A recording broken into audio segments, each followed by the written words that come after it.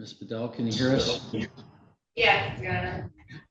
All right, good morning. We are on the record in the 53rd Circuit Court for the County of Cheboygan. We are providing public access both in the courtroom and also online. We have one matter scheduled on our docket. It is an arraignment on a bench warrant.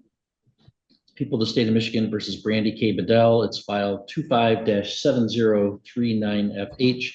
Counsel, you want to state your appearances beginning with people, please? Anthony Juliet on behalf of the people. Brian Clement, have Brandy Bedell.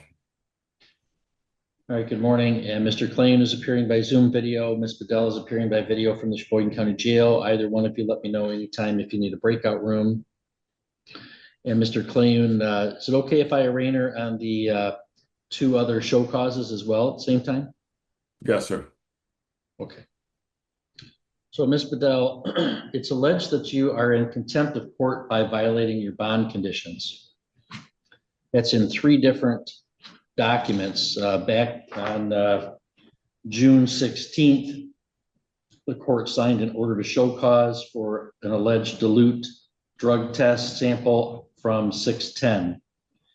On 6/25, the court signed a second order to show cause for a dilute test on 6/20. And then on 7/22, the court signed a bench warrant for your arrest for dilute tests on 7/7, 7/10, 7/11, and 7/15. And you were lodged on that warrant yesterday from the courtroom on an unrelated matter.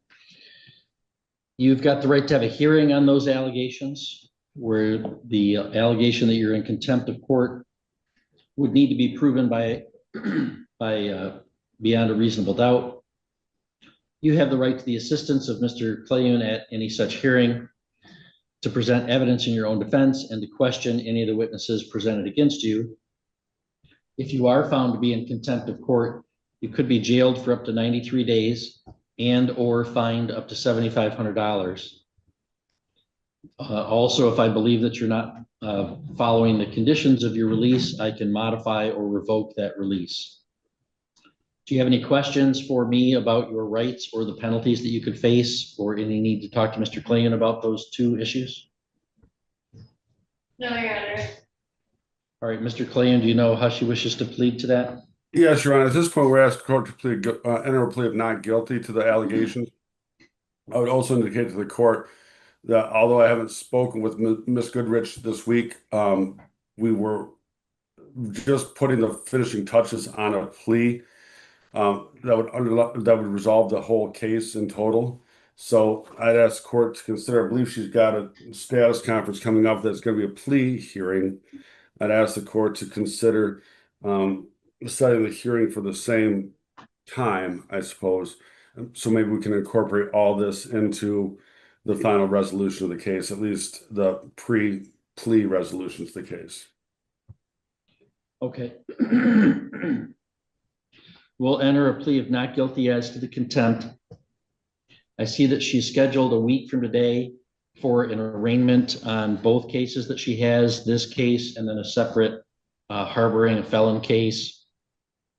We'll schedule in this file, along with the arraignment, a status conference on the pending contempts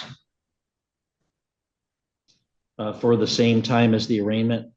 And Mr. Klain, let Mr. Juliet or Ms. Goodrich know if you'd like that instead to be an evidentiary hearing, and they'll notify any witnesses necessary. I will. All right. So as to any release between now and then, Mr. Klain? Your Honor, I would be, and I understand that a dilute test is a serious allegation. I'd be more concerned if they're a positive test. I understand that a dilute test is treated as a positive test, but I'd ask the court to consider releasing Ms. Bedell. It's only a week until the next hearing, and even though it's just going to be the arraignment, I will tell the court that the work that we've done so far would result in this case, the whole case being resolved, both cases, the harboring of a fugitive and the possession of methamphetamine. So with the posture of the case and the progress that's been made on the case, I'd ask the court to consider releasing her on bond. Mr. Juliet, people's position? Your Honor, I would ask that bond continue to be denied at this point. There were the two original show causes that the court signed, all for dilute tests, and now the bench warrant for several dilute tests that suggests a pattern that perhaps she is using. So I would ask that bond be denied.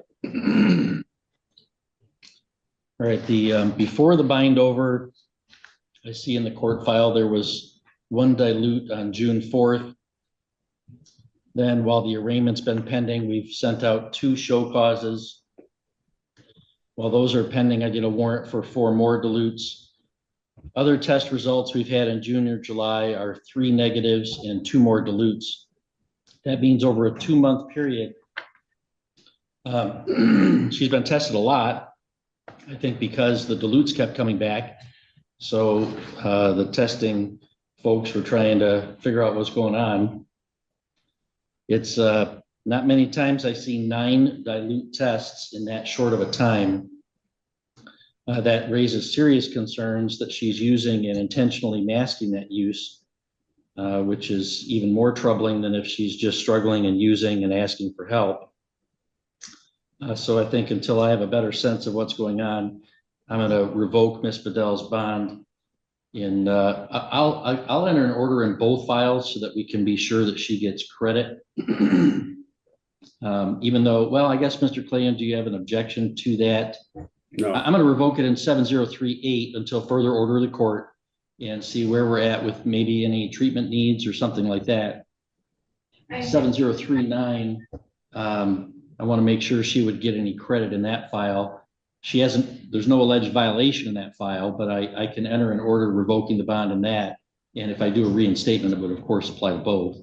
Right. Any thoughts about that? No, that makes the most sense. May I? Well, Ms. Bedell, I'm sure that Mr. Clayton doesn't want you to say anything about the situation. I could put you in a breakout room so that you could run it by him and then see if he wants you to share what you were about to share with the court. If you want that, I'd be happy to do that. That would be great. Okay, so we're not going to go off the record yet. We're not going to conclude the hearing yet. I'll create a breakout room for Mr. Clayton and Ms. Bedell to speak briefly, and then you'll go from there. Back on the record and recalling the Bedell matter, the breakout room for the jail camera should be closing here. All right, Mr. Clayton. We should be fine for today, sir. We'll see you next week, and hopefully we can get this all put together. Okay, very good. We'll see you next week, Ms. Bedell. All right, thanks. We'll be adjourned.